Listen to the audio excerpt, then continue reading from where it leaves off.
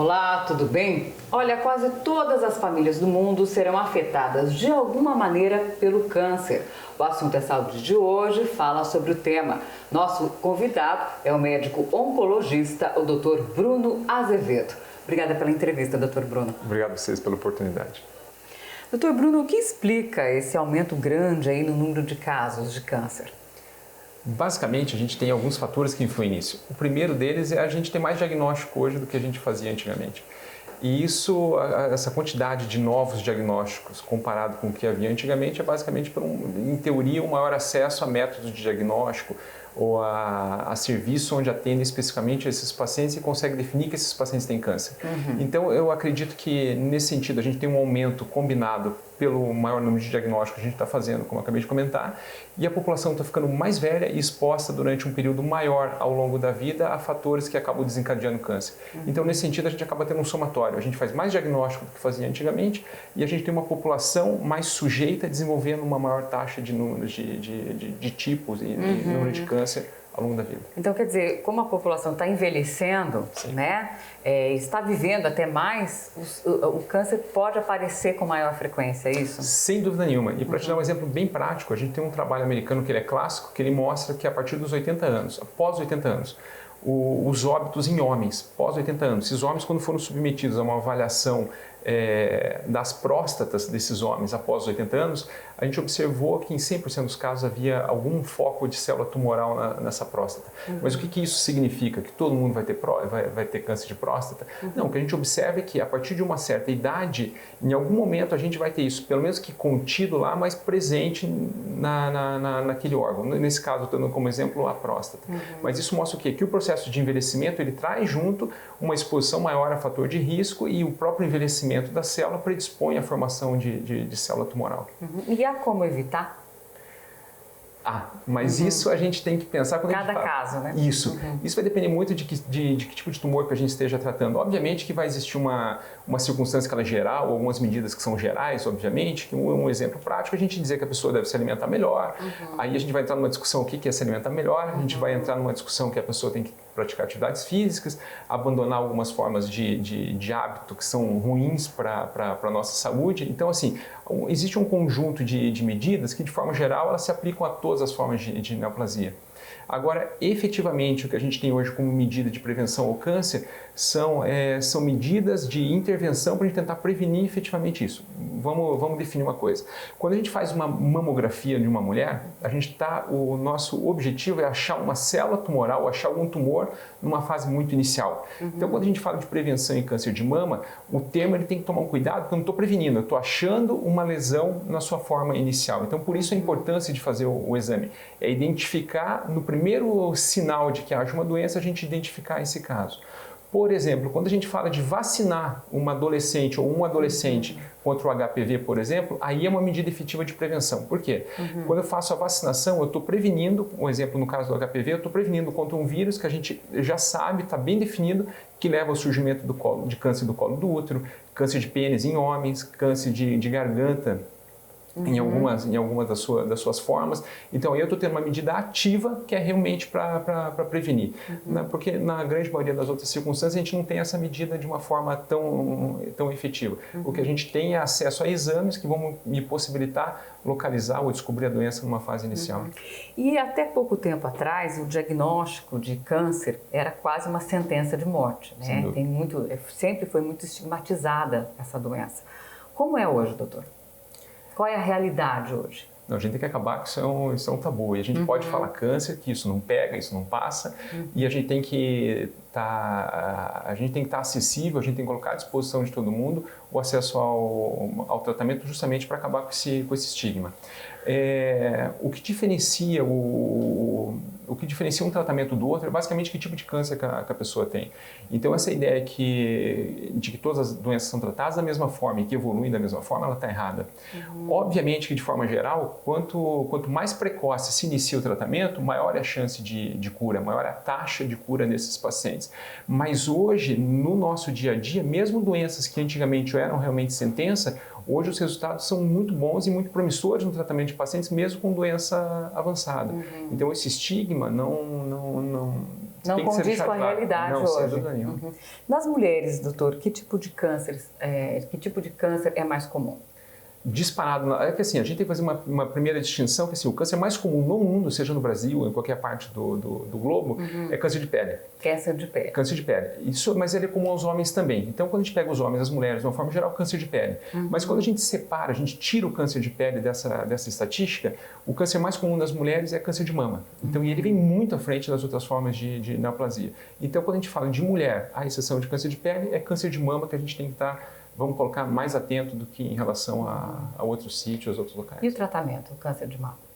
Varia de paciente para paciente? Porque, por exemplo, hoje em dia você vê muitas histórias de mulheres que superaram o câncer de mama, né? Você não ouvia essas histórias há um tempo atrás, né? E hoje você já ouve histórias de mulheres que superaram o câncer de mama. Existem até movimentos, né, que fazem o trabalho de prevenção e conscientização. Como é que é essa parte do tratamento, doutor?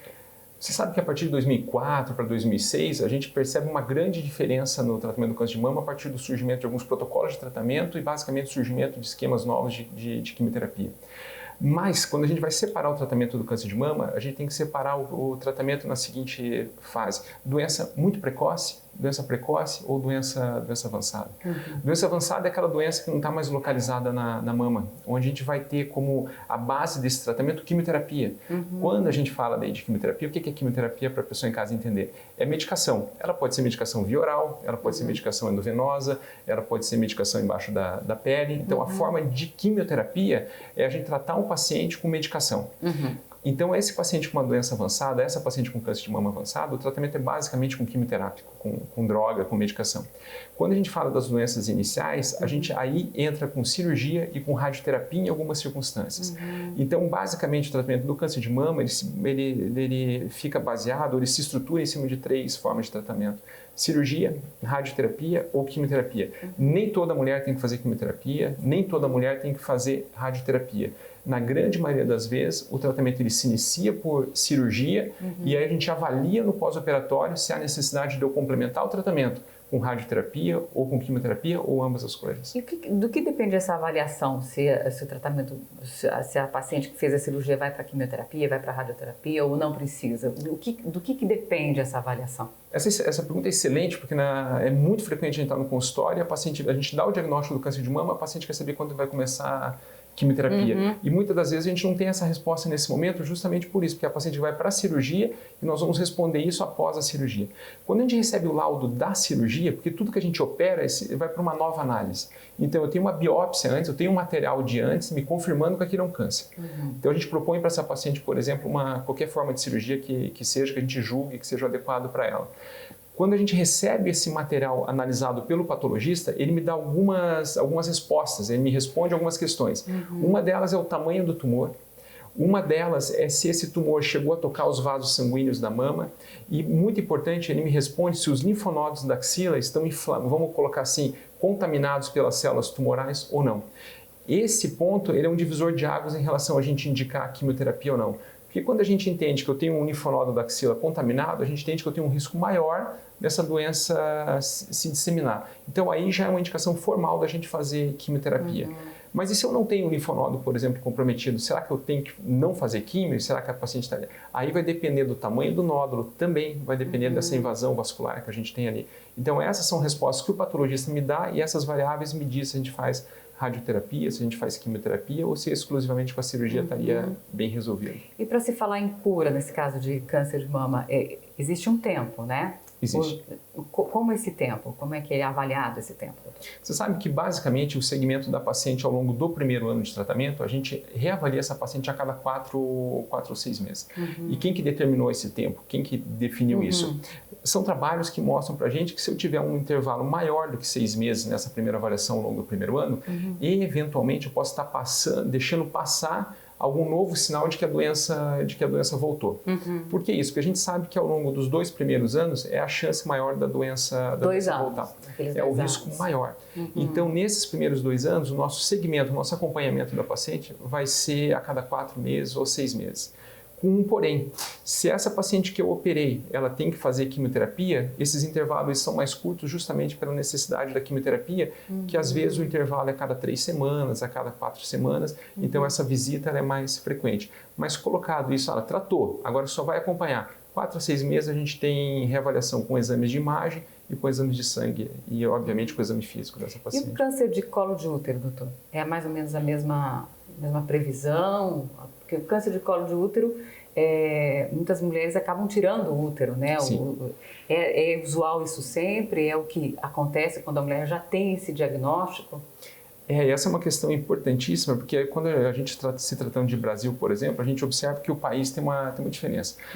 O que a gente tem de incidência ou de prevalência, o quanto que acontece de câncer do colo do útero aqui é completamente diferente do que acontece no norte e nordeste do país. E isso tem que ser colocado porque é importantíssimo quando você vai definir uma política de saúde para um país do tamanho do Brasil, você tem que saber que o sul é completamente diferente do sudeste e do norte. São vários países dentro de um país só, várias populações dentro de um país só. Justamente. Então, hoje, e por que eu coloco isso? Porque, eventualmente, o tratamento mais proposto para câncer do colo do útero no sul não é o mais proposto para câncer do colo do útero no nordeste. E a gente tem estatística recente do INCA, que é o Instituto Nacional do Câncer, que mostra que as nossas maiores taxas de câncer do colo do útero, por exemplo, estão localizadas no norte e nordeste e que não são doenças iniciais. Para tratamento do colo do útero, do câncer do colo do útero, quando a doença não é muito inicial, o tratamento é exclusivo com radioterapia e quimioterapia. Então, eu não vou operar essa mulher, mas isso não significa que seja bom. Esse é um erro que a gente comete de pensar assim, que bom que eu não vou operar. Está errado. O não operar é ruim, é porque eu estou tratando uma doença que ela não é mais inicial. Que não adianta eu operar, né? Isso. Que é mais então, aquilo que eventualmente a gente ouviu em outras épocas, como a gente comentou no começo, operou e aí a coisa ficou pior. Não é isso, é que hoje a gente entende que doença avançada não tem que ser operada. Doença avançada é radioterapia e quimioterapia. Doença inicial é cirurgia. Então, isso a gente entende que são dois Brasis distintos, por exemplo, quando a gente vai falar de tratamento do colo do útero. A gente está falando dessa questão do tratamento do colo de útero e o senhor falou sobre a vacina, né, do HPV. Eu queria ver com o senhor mais uma vez isso, saber explicar, saber entender melhor como que a vacinação pode evitar que uma menina possa ter câncer do colo de útero. A ideia da vacinação para colo do útero é fantástica. Porque a gente falava no começo de prevenção, se existe uma medida que a gente tem bem estabelecida hoje para prevenir câncer, como a gente falou, é o colo do útero. A gente sabe que o principal fator de risco para câncer do colo do útero, para gerar o câncer do colo do útero, é a infecção por um vírus que chama HPV. O HPV ele não tem um tipo só, assim como os demais vírus, por exemplo, como o HIV, são vários subtipos. E existe dentro da família do HPV alguns tipos que predispõem ao câncer, que vão formar câncer do colo do útero. E se desenvolveu vacina para eles. Então, o que acontece? Antes da menina ou do menino, isso tem que ficar muito claro, porque a vacinação não é só para a mulher. Exatamente. Porque existem os tumores que são dos homens, que são relacionados ao HPV. Os meninos e as meninas se beneficiam da vacinação. E por que se beneficiam? Porque é feita a vacinação e esse vírus não se desenvolve nesse adolescente. Então, você entra na idade adulta livre desse risco. Então, hoje, a melhor forma da gente prevenir ou da gente pensar em prevenção de câncer é vacinar as crianças ou mesmo os adolescentes contra o HPV. A vacina faz um anticorpo que protege contra esse vírus. A gente falou aí das mulheres, muito das mulheres, né? Mas a gente também tem problema com os homens. Qual tipo de câncer que mais incide nos homens? Se por um lado nas mulheres a gente tem o câncer de mama, no homem é o câncer de próstata. Então também ele fica muito à frente dos outros tipos de neoplasias que acabam comprometendo os homens. Mas, por exemplo, o câncer de colo de útero, o câncer de mama, pode atingir a mulher mais nova, né? Sim. E o homem mais novo pode ter o câncer de próstata também? Pode. Isso tem uma questão que é muito importante relacionada à idade, que a gente observa, que assim, se ao passo que eu tenho um paciente de mais idade, ele de certa forma tolera menos um tratamento agressivo e o paciente mais jovem tolera melhor esse tratamento, nesse paciente mais jovem, na grande maioria das vezes o tumor é mais agressivo. Então, quanto mais jovem o paciente, a forma do tumor se comportar é pior do que no paciente mais idoso. Então, as formas de câncer de próstata no paciente mais jovem, elas têm que ser tratadas de uma forma mais agressiva, têm que ser tratadas de uma forma mais rápida, porque a evolução da doença no paciente mais jovem, ela é mais rápida do que no paciente idoso. Mas pode acontecer também. Doutor Bruno, por que nos homens mais jovens o câncer de próstata é mais agressivo, então? A gente tem uma questão que é biológica. No paciente idoso, o metabolismo ele é mais lento do que no paciente jovem. E isso vale também para o comportamento das neoplasias. Ao passo que hoje em dia a gente se questiona se a partir dos 75, dos 80 anos, a gente deveria, por exemplo, fazer biópsia nesse paciente. Nós, como homem, a partir dos 75, dos 80 anos, a nossa chance é maior de morrer de um infarto, de um derrame, de qualquer outra condição que não o câncer de próstata. Diferente do paciente mais novo, que a expectativa de vida é maior e eu tenho um tumor com um comportamento mais rápido ou mais agressivo. Então, é um comportamento biológico, aquilo que tem relação com a nossa idade. Tá ok, muito obrigada pela entrevista, doutor Bruno. Obrigada. Obrigada a você aí de casa também pela companhia, pela audiência e até uma próxima.